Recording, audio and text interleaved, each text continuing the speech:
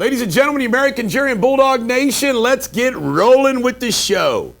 Donald Trump met with Prime Minister Carney from Canada yesterday, and then he did his typical sit in the chairs, lean forward, and talk to the media. And Carney made it clear, good-naturedly, that it would never be for sale, that being Canada. Although I would like to point out that we weren't talking about sale, we were talking about estate. Trump joked, never say never. But apparently they had a good, affable meeting, and I am sure that they will get everything worked out. All right, Barbara Bush today is going to be honored at the White House with a stamp. Melania Trump is going to lead that up.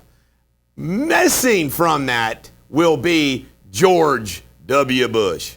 He's not going to be there. You know, he's part of the Barack Obama anti-Trump team. May 8th, which is tomorrow, it was actually signed today, went into effect tomorrow in history, May 8th. The Germans surrendered in World War II, and Trump has made it a national holiday. He's also making November 11th, which is the armistice with the Allies and the Axis powers in World War I. So we're going to have 2 extra federal holidays. Newark. This is wild. In Newark, that's up there in Old Jersey, near New York City, a FAA tower lost all contact with planes for 90 seconds. That's kind of scary, for 90 seconds. You know what it is, though? We're going to talk about that more in a minute.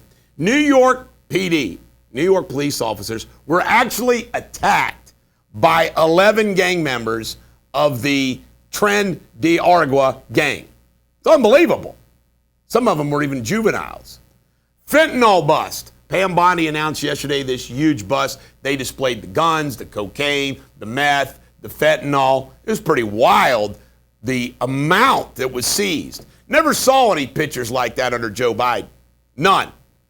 Pete Hegseth says that he's reducing the number of generals and admirals by 20%. Can you imagine the number of BS generals and admirals and colonels and everything else there is in the military? The Supreme Court handed Trump a huge win yesterday by saying he could keep the transgenders out of serving in the military. Big win. That's a reversal of a district court decision. And then you've got DOT Secretary Duffy saying that all these problems with the FAA, that there was money that was supposed to be allotted, and over the last 20 years, nobody did anything, including good old Joe Biden. Pete Buttigieg wanted to change the names of everything. Like, let's not call it a cockpit. Crazy. Trump signed an executive order yesterday to encourage pharmaceutical companies to build here in the United States, and apparently tariffs targeting Big Pharma are on the way. Luigi has now exceeded $1 million in his GoFundMe defense. The Durrani victims, we secured $600. It's really amazing when you think about that. Luigi's raised $1 million. Trump is saying no to the California high-speed rail bailout. Good. And Fetterman fights back. You know, he got hit with a negative piece, about his fitness. Why? Because he's been voting with Trump a few times. He fought back. He says he wants to stay in the U.S. Senate. In world news, the Houthis threw up the white flag, said, we're done fighting, don't bomb us anymore. And Trump said, okay. And today begins the conclave to elect a new pope. Rumors are it won't take very long. And India hit Pakistan terrorist organizations yesterday, which was a big move. And we all know India, our friend, Pakistan, not our friend. And Secretary of Treasury says he'll be meeting with others, with China in Switzerland very soon. In pop culture, a young Kentucky boy, he apparently has some issues, but I'm not picking on him for that. I just think it's funny. He ordered off his mom's Amazon account 70,000 dum-dum lollipops. That's a lot of lollipops. He showed a picture of them on his front door.